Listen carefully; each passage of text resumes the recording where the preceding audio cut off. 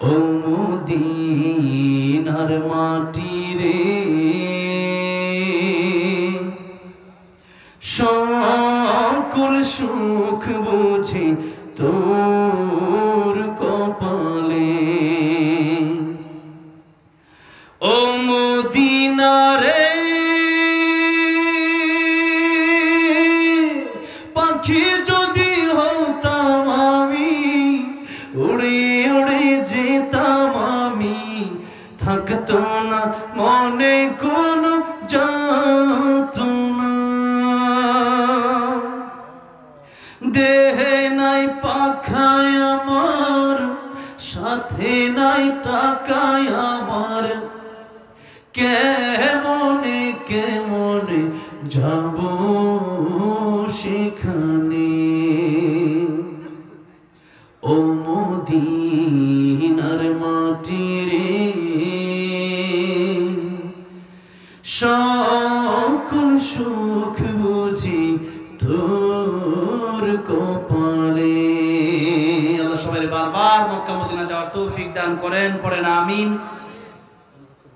সূরা রহমানের প্রথম তিনখানা আয়াত দিয়ে আপনাদের সামনে খুতবার মাধ্যমে এই আয়াতগুলো আমি স্পষ্ট করেছি। আল্লাহ তাআলা বলছেন, আর-রহমানু আল্লামাল কুরআন খালাকাল ইনসান। রহমান তিনি, কোরআন শিখালেন যিনি, খালাকাল ইনসান মানুষ বানালেন যিনি। খুবই অল্প সময়ের ভিতরে এই কথাগুলো শেষ করে দেব, তাফসীর লম্বা করব না। প্রথমে আসি আমরা, আল্লাহ বললেন আমি রহমান রহিম, অর্থাৎ আল্লাহ দয়াময়, আল্লাহ করুণাময়। আমরা যত গুনাহ করি, গুনাহ করতে যেমন পছন্দ করি, আল্লাহ রাব্বুল আলামিন আমাদেরকে ক্ষমা করতেও ভালোবাসেন, এটা আল্লাহ বোঝালেন। এবার আসেন 2 নম্বর আর 3 নম্বর আয়াতের দিকে আমরা যদি লক্ষ্য করি, আল্লাহ তাআলা বললেন আল্লামাল কুরআন, আল্লাহ তাআলা কোরআন শিখালেন। এরপর আল্লাহ বললেন খালাকাল ইনসান, আল্লাহ মানুষ বানালেন। এখন আল্লাহ কোরআন শরীফের সূরা রহমান, যে সূরা রহমান আল্লাহ রাব্বুল আলামিন জান্নাতের ভিতরে মানুষ যাওয়ার পরে জান্নাতি মানুষদেরকে আল্লাহ নিজে সূরা রহমান তেলাওয়াত করে শোনাবেন, বলেন সুবহানাল্লাহ। জান্নাতে যাওয়ার পর আল্লাহ মানুষকে জিজ্ঞাসা করবেন, জান্নাতীরা তোমাদের কি আর কোনো চাওয়া পাওয়া বাকি আছে নাকি? জান্নাতীরা বলবে আল্লাহ আর কোনো চাওয়া পাওয়া আমাদের বাকি নাই। কোরআন শরীফে যা যা বলেছিলেন তার চাইতে 97 গুণ বেশি আমরা পেয়েছি। কিন্তু নবীরা চুপ করে থাকবেন। আল্লাহর ওলি আব্দুল কাদের জিলানী রাহমাতুল্লাহ আলাইহি দুনিয়ায় থাকতে তিনি একটা শের বলতেন, जन्नत दोज़ख से यार भी क्या करो, जन्नत दोज़ख से यार भी क्या करो, आरज़ू है मैं तुझसे देखा करूं। আল্লাহ তাআলা জান্নাতে আমি কি করব? দিয়ে দিও জাহান্নামে। জাহান্নামে যদিও তুমি আমার দিয়ে দাও, আর ওই জাহান্নামের ভিতরে থেকে যদি তুমি আল্লাহরে আমি একটা নজর দেখতে পারি, আমি আব্দুল কাদের জিলানীর অন্তরে আর কোনো দুঃখ থাকবে না। সুবহানাল্লাহ বলেন। সে কথাই জান্নাতে যাওয়ার পরেও মানুষ বলবে আল্লাহ जन्नत दोज़ख से यार भी क्या करो, जन्नत दोज़ख से यार भी क्या करो, आरज़ू है मैं तुझसे देखा करूं। आय अल्लाह दुनियाते बाड़ी गाड़ी নাই অভাব ছিল না, জান্নাতে আসছি শুধু জান্নাত পরশই না, তোমার দেখার আশায় জান্নাতের ভিতরে এসেছি। যতক্ষণ পর্যন্ত তোমারে আমরা না দেখতে পারবো ততক্ষণ পর্যন্ত জান্নাতের কোনো পাওয়াই আমাদের পাওয়া হবে না। আল্লাহ বলবেন, ও জান্নাতীরা, আজকে একটা কোরআনের মাহফিল হবে, ওই কোরআনের মাহফিলে আমি আল্লাহ রাব্বুল আলামিন তোমাদের সাথে দেখা দিয়ে দিব। দুনিয়ার মানুষের জন্য, দুনিয়ার মানুষের চেহারা দেখে পাগল হয়ে মানুষ আত্মহত্যা করে। এবার বলেন, আল্লাহর চেহারা দেখলে ভালো লাগবে না খারাপ লাগবে? কম ভালো না বেশি ভালো? সেই ভালোর কোনো শেষ নাই। আল্লাহ রাব্বুল আলামিন তিলাওয়াত জান্নাতের মাহফিলে শুরুতেই বলবেন, দাউদ আজকে তুমি কোরআন থেকে তেলাওয়াত করো। দাউদ আলাইহিস সালাম কোরআন থেকে তেলাওয়াত করবেন, সূরা তাহা তেলাওয়াত করবেন। মানুষ কোরআন তেলাওয়াত শুনে মুগ্ধ হয়ে যাবে। দাউদ আলাইহিস সালামকে আল্লাহ বললেন, স্টপ, থামুন, এখন কোরআন তেলাওয়াত করবে আমার পয়গম্বর, আমার হাবিব রাহমাতুল লিল আলামিন মুহাম্মদ রাসূলুল্লাহ সাল্লাল্লাহু আলাইহি সাল্লাম। নবীজি কোরআন শরীফের সূরা ইয়াসিন থেকে তেলাওয়াত শুরু করে দিবেন। মানুষেরা পাগল পাড়া হয়ে কোরআনের সুর শুনতে থাকবে। যে কোরআনের সুর শুনে কাফির বেঈমানেরা কালিমা পড়ে মুসলমান হয়ে গিয়েছিল, বলেন সুবহানাল্লাহ। নবীজি তেলাওয়াত করতে থাকবেন, হাজার হাজার বছর চলে যাবে, কোরআন তেলাওয়াত শেষ হয় না। কি যে মধুর সুর। এরপরে আল্লাহ নবীকে বলবেন, নবী গো, কোরআন তেলাওয়াত এবার আপনি থামান। এবার আল্লাহ রাব্বুল আলামিন জান্নাতীদেরকে জিজ্ঞাসা করবেন, জান্নাতীরা, এতক্ষণ যে কোরআন তেলাওয়াত তোমরা শুনেছো কেমন লেগেছে? আয় আল্লাহ, এমন মধুর সুরে কোরআন তেলাওয়াত জীবনে শুনি নাই। আল্লাহ বলবেন, ও জান্নাতীরা, দাউদ পয়গম্বর কোরআন তেলাওয়াত করে শুনিয়েছেন, আমার বন্ধু বিশ্বনবী রাহমাতুল লিল আলামিন কোরআন তেলাওয়াত করে শুনিয়েছেন। আর যে কোরআন আমি আল্লাহ নাযিল করেছি, ওই কোরআন যদি আমি আল্লাহ তোমাদেরকে আজকে তেলাওয়াত করে শোনাই, তাহলে তোমাদের কেমন লাগবে? মানুষ বলবে, আল্লাহ,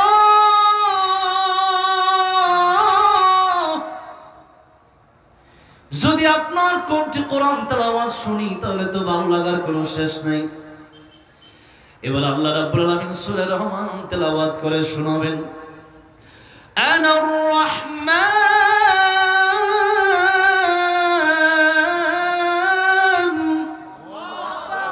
আল্লামাল কুরআন।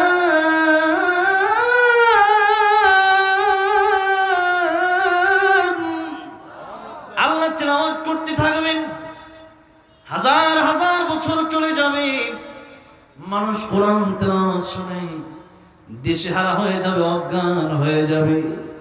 অনেক লম্বা ঘটনা। আল্লাহ যে সূরা জান্নাতের মধ্যে জান্নাতি মানুষদেরকে পড়ে শোনাবেন, ওই সূরাটা আল্লাহ নাযিল করেন এইভাবে যে আল্লামাল কুরআন খালাকাল ইনসান। আমি আল্লাহ কোরআন শিখালাম, মানুষ বানালাম। অথচ আমরা জানি যে মানুষ দুনিয়াতে আমরা আসলাম আগে, এরপরে না আমরা কোরআন শিখলাম। এখন এই দুই আয়াতের ব্যাখ্যায় মুফাসসিরে কেরামগণ কি বললেন? মুফাসসিরে কেরামগণ বললেন, আসলে মানুষের ঘরে জন্ম নিলে আসল মানুষ হওয়া যায় না, জন্মগত মানুষ হওয়া যায়, গুণগত মানুষ হওয়া যায় না। মানুষের ঘরে জন্ম নিয়েছে আসাদ নূর, মানুষের ঘরে জন্ম নিয়েছে তাসলিমা নাসরিন, মানুষের ঘরে জন্ম নিয়েছে খুনি হাসিনা। কিন্তু মানুষের ঘরে জন্ম নিয়ে তারা মানুষ হতে পারে নাই, বরং কুত্তার চাইতে নিকৃষ্ট হয়েছে। তারা বাংলাদেশ থেকে পালিয়েছে। তারা ঠিক কিনা জুড়ে বলেন? ঠিক তেমনি ভাবে এই দারুল আমিন আইডিয়াল মাদ্রাসা যদি আপনার সন্তানকে যদি আপনি দিতে পারেন, এই কোরআনের শিক্ষা যদি অর্জন করতে পারে, এই কোরআনের আলোয় যদি তারা আলোকিত হতে পারে, কমপক্ষে সন্তান কোনদিন আসাদ নূর তাসলিমা নাসরিনের মতো নাস্তিক হবে না, হাসিনার মতো খুনি হবে না। এই জন্য আজকে যখন আমাদের সন্তান জন্ম নেয়, তখন সন্তানদেরকে যদি আমরা কোরআন যদি না পড়াই, এই দুটি আয়াতের মাধ্যমে বোঝা গেল কোরআন না পড়লে জন্মগতভাবে মানুষ হওয়া যায়। আরে খাইতে তো পারে গরু, ছাগলও খাইতে পারে। গরু ঘুমায়, ছাগলও ঘুমায়, মানুষও ঘুমায়। গরু ছাগল কখনো বাচ্চা জন্ম দেয়, আপনিও বাচ্চা জন্ম দেন। তাহলে গরু ছাগল আর আপনার মধ্যে পার্থক্যটা কোথায়? কোরআনের জ্ঞান যার মধ্যে নাই, আল্লাহ বললেন লাহুম কুলুবুল লা ইয়াফকাহুনা বিহা ওয়া লাহুম আ'য়ুনুল লা ইউবসিরুনা বিহা ওয়া লাহুম আযানুল লা ইয়াসমাউনা বিহা উলাইকা কাল আন'আমি বাল হুম আদাল উলাইকা হুমুল গাফিলুন। কলম আছে, সেই কলম দিয়া আল্লাহর কোরআন যারা গবেষণা করলো না, তাদের কান দিয়ে তারা আল্লাহর কোরআন শুনলো না, চোখ দিয়ে আল্লাহর কোরআন দেখলো না। কোরআন দেখলেই, কোরআনের আলোচনা হলেই, কোরআনের মাহফিল হলেই দীর্ঘ ১৬টা বছর আমরা দেখেছি কত মানুষ নামের জানোয়ার ছিল, তাদের গায়ে শুধু আগুন জ্বলতো, ঠিক কিনা? আপনারা মনে করবেন এখন তো স্বাধীন হয়েছে ঠিক, কিন্তু স্বাধীনতা রক্ষা করা বড় কঠিন। তারা চলে গেছে গতকালকে আমেরিকায়, আবার যখন ট্রাম্প বিজয়ী হয়েছে, এখন কিছু লোক কইতাছে আবার আই বলে তুমি আসো, আল্লামা সাইদের খুনের বিচার তোমারে করব। তোমার বিচার করার জন্য তো আমরা বইসাই রয়েছি, তুমি আসো না কেন? তোমার তো পাই না খুঁজা, সে নাকি আবার আসবে। ফাঁসির মঞ্চে চড়ানো হবে, ঠিক কিনা? একটা কেউ ছাড় দেওয়া হবে না। আল্লামা সাইদ আল্লাহ মামুনুল হক থেকে নিয়া যাদেরকে কারাগারে বন্দী করেছো, কোন হাসিনা সহ সবগুলোর বিচার হবে বাংলার জমিনে, ঠিক কিনা মুসলমান?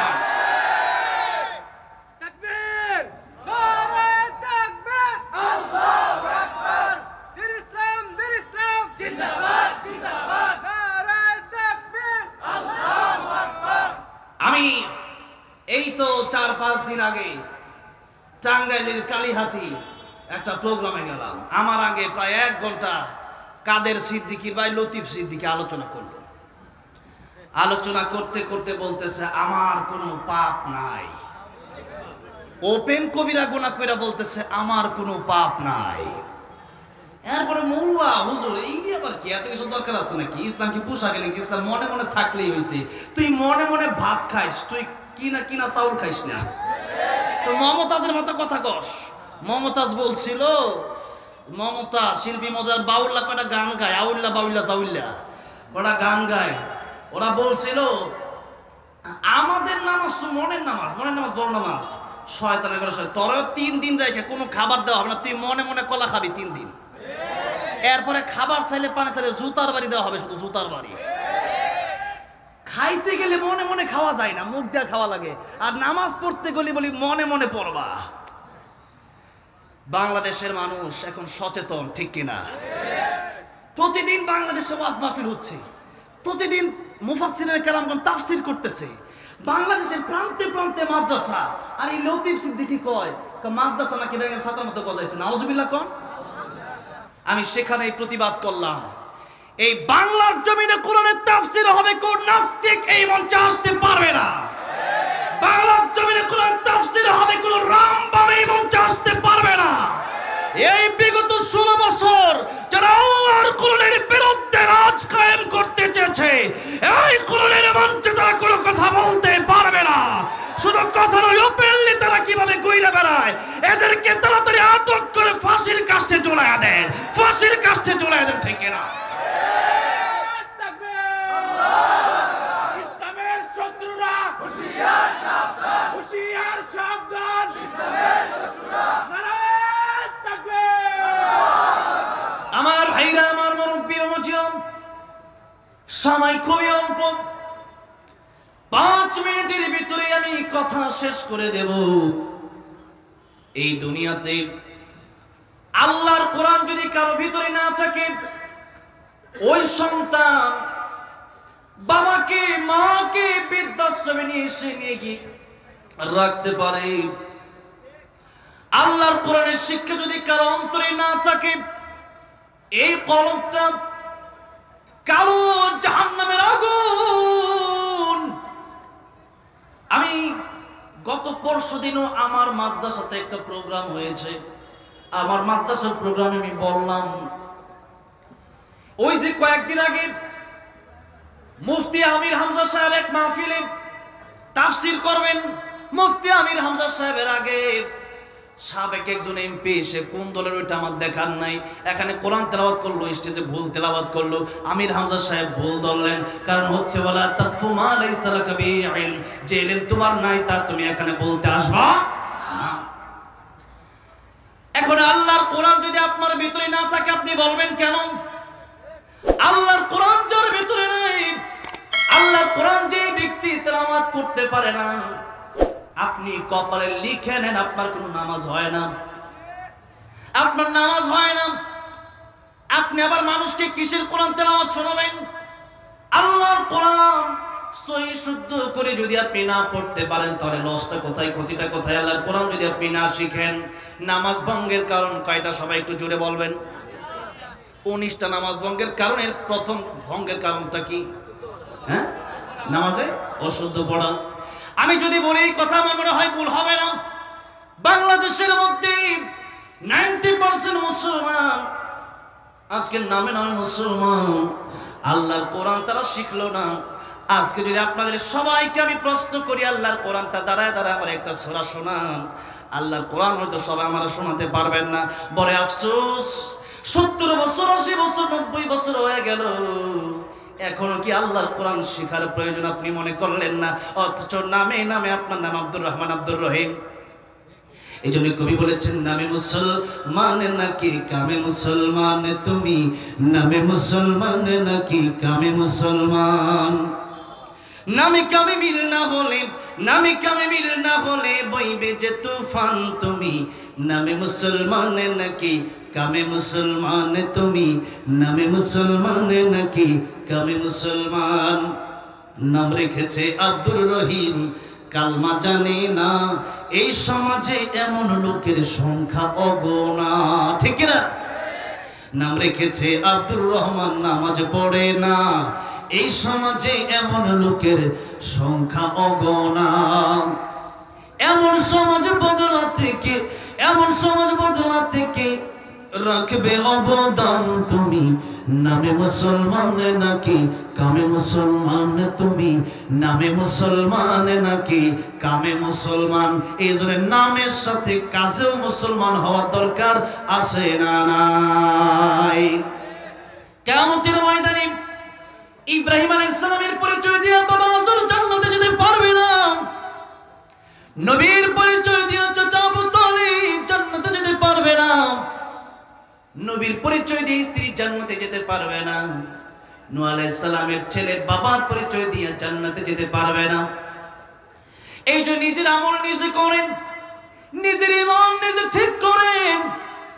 আল্লাহ বলছেন, ইয়া আইয়ুহাল্লাযীনা আমানু কু আনফুসাকুম ওয়া আহলিকুম নারা।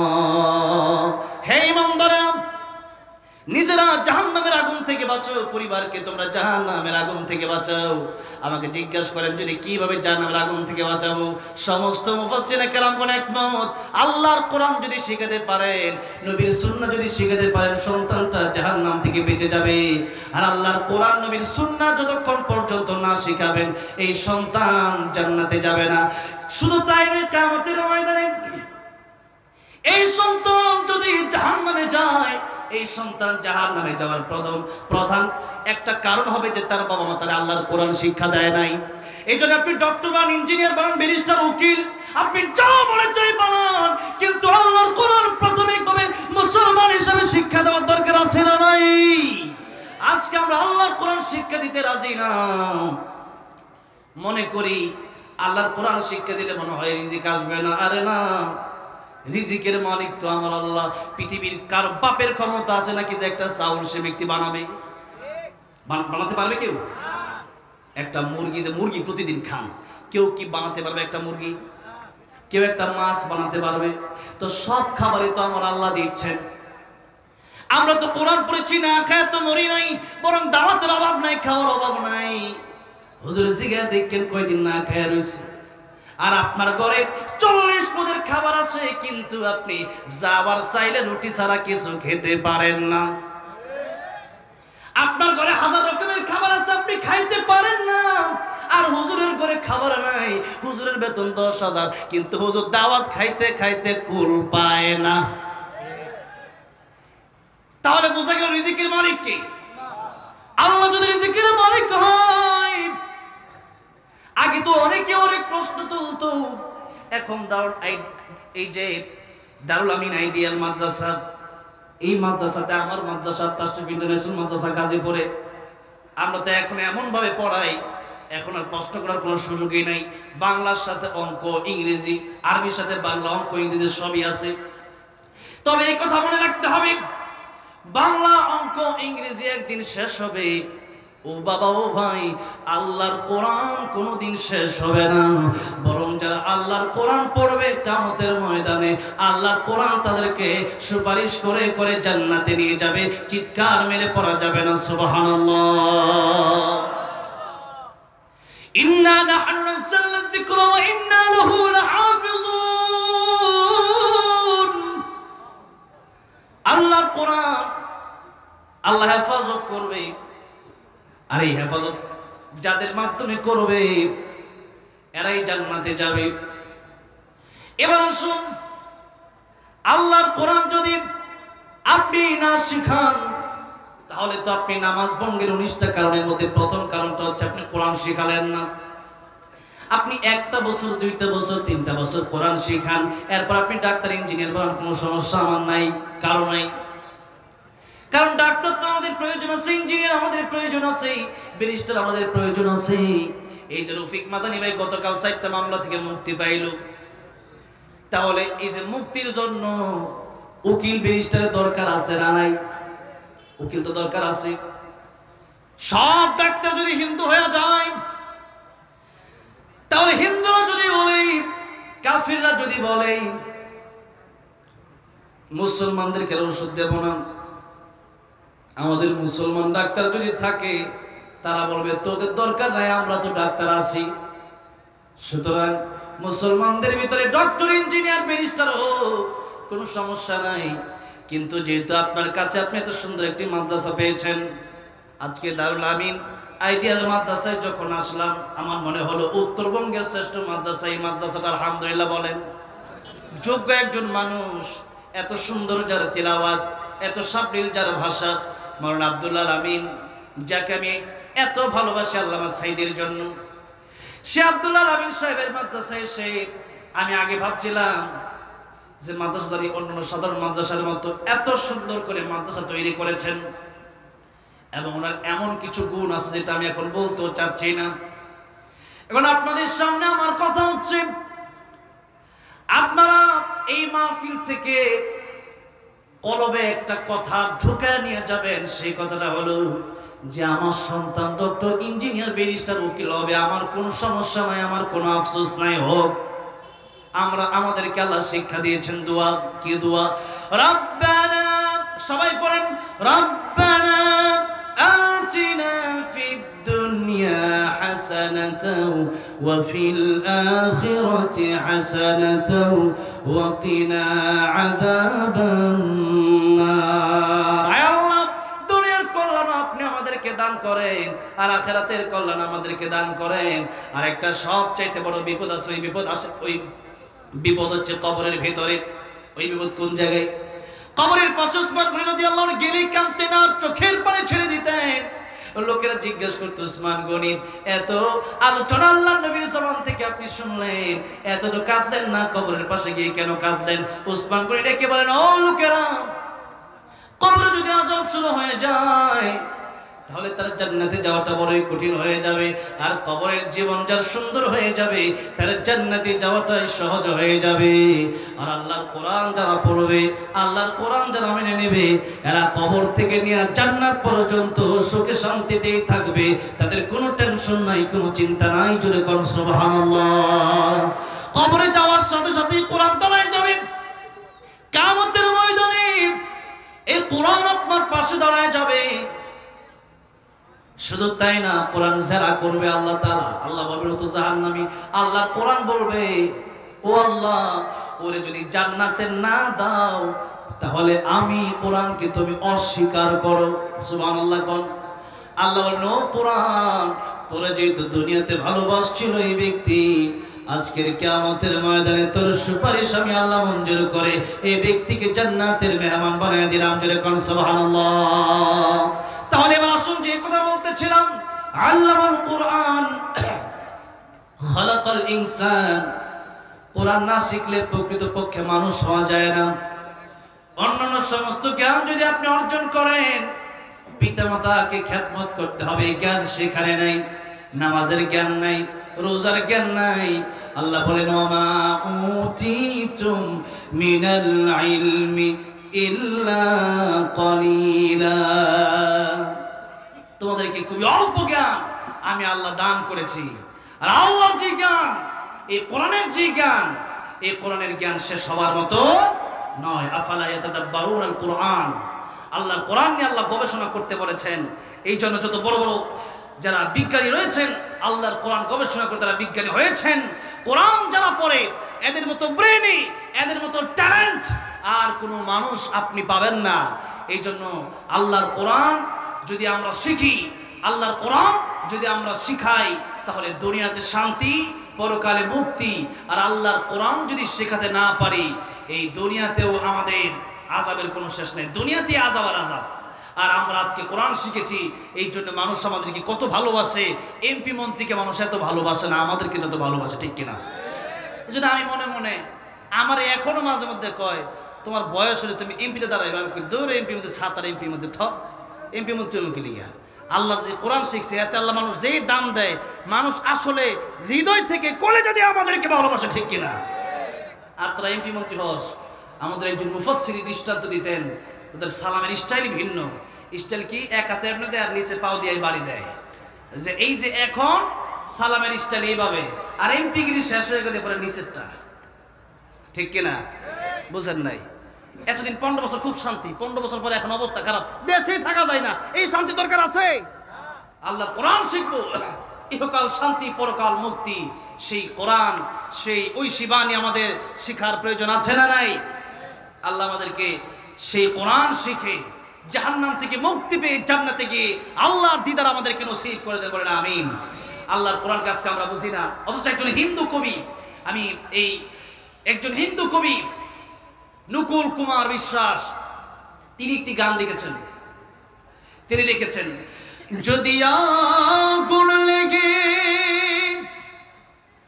ধ্বংস হয়ে যায়, ধ্বংস হয়ে যায়, যদি আগুন লেগে ধ্বংস হয় পৃথিবীর সব বইয়ের দোকান, বিশ্ব থেকে হারাবে না পবিত্র কোরআন, ঠিক না? করবে কেমন করে কোরআন ধ্বংস আগুনের তেজ, করবে কেমন করে কোরআন ধ্বংস আগুনের তেজ। আছে বিশ্বভর গণিত কোরআনে হাফেজ, ঠিক না? তারা আবার ছাপি আসমানি গ্রন্থ, বাঁচাবে কোরআনের সম্মান, বিশ্ব থেকে হারাবে না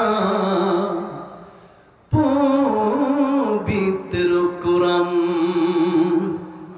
বিশ্ব থেকে হারাবে না পবিত্র কোরআন।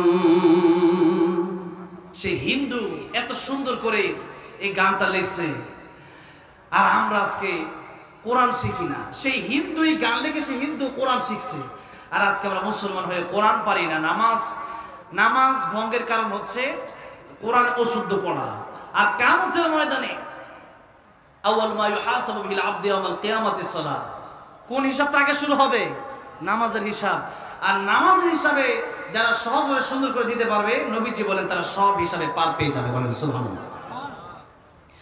আর যদি নামাজের হিসাব কঠিন হয়ে যায়, প্রথমেই আপনি ধরা খাবেন এখানে যে আপনি কোরআন শিখছিলেন কিনা। এখন যদি এটাই ধরা খান যে আপনি কোরআন আপনি পারেন না, এই যে নামাজ পড়তেছেন এক ওয়াক্ত নামাজও তো আপনার কবুল হয় নাই, এখন আপনি ধরা করেন আল্লাহ বলে এক ওয়াক্ত নামাজও কবুল হয় নাই, পড়ছো যে আল্লাহ কোরআন তো শেখার সময় পেলে সব পাইছো, কেমনে খাবা, কেমনে ঘুরবা, কেমনে বিয়ে করবা, কেমনে পরিবার চালাবা, কেমনে এমপি হবা, মন্ত্রী হবা, সব শিখলা, কিন্তু কোরআনটা শেখার প্রয়োজন মনে করলা না। আমার কোরআনটাকে এতই অবহেলিত করলা তোমরা। সুতরাং নামাজের হিসাবে প্রথমেই ধরা খেয়ে যাবেন। আর নামাজের হিসাবে যা ধরা খেয়ে যাবে তাদের ঠিকানা হবে জাহান্নাম। তাদের ঠিকানা কোথায় হবে? আমরা যেতে চাই কোথায়? ফারিকুন ফিল জান্নাতি ওয়া ফারিকুন ফিস সাঈর। একদল যাবে জান্নাত আর একদল জাহান্নামে। এই দুই দল ছাড়া কোনো দল নাই। যদিও মিজানের পাল্লায় নেকির পাল্লার গুনার পাল্লা সমান হওয়ার কারণে কিছু দল প্রথমে আরাফে যাবে, এরপর আল্লাহ তাদেরকে জান্নাতে নিয়ে যাবে, কিন্তু সব মিলিয়ে অবশেষে দল হবে দুইটা, ফারিকুন ফিল জান্নাহ ওয়া ফারিকুন ফিস সাঈর। আমরা কোথায় যেতে চাই? জাহান্নামে না জান্নাতে? আল্লাহ আমাদের কোরআন শিখে জান্নাতে আল্লাহর দিদার নসিব করায় দেন। বলেন আমিন। এখনই আমাদের